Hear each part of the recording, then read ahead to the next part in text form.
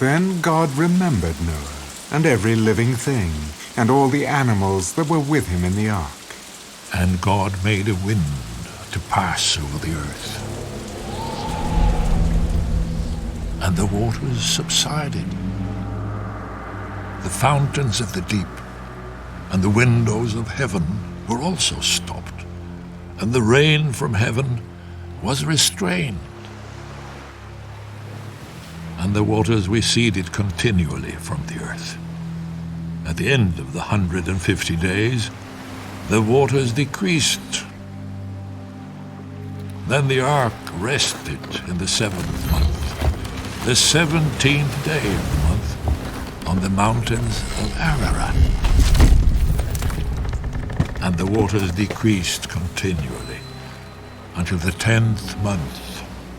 In the 10th month, on the 1st day of the month, the tops of the mountains were seen.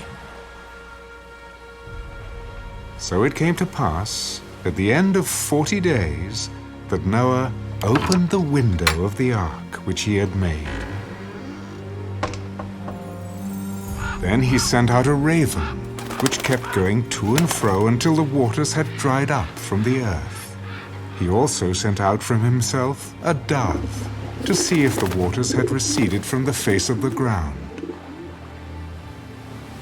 But the dove found no resting place for the sole of her foot, and she returned into the ark to him, for the waters were on the face of the whole earth.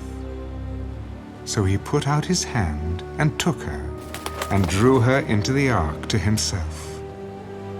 And he waited yet another 7 days, and again he sent the dove out from the ark. Then the dove came to him in the evening, and behold, a freshly plucked olive leaf was in her mouth. And Noah knew that the waters had receded from the earth. So he waited yet another 7 days, and sent out the dove, which did not return again to him any more. And it came to pass in the 601st year, in the 1st month, the 1st day of the month, that the waters were dried up from the earth. And Noah removed the covering of the ark and looked, and indeed the surface of the ground was dry. And in the 2nd month, on the 27th day of the month, the earth was dried. Then God spoke to Noah. Go out of the ark, you and your wife, and your sons wives with you. Bring out with you every living thing of all flesh that is with you, birds and cattle, and every creeping thing that creeps on the earth, so that they may abound on the earth, and be fruitful and multiply on the earth. So Noah went out, and his sons, and his wife, and his sons' wives with him. Every animal, every creeping thing, every bird, and whatever creeps on the earth, according to their families, went out of the ark.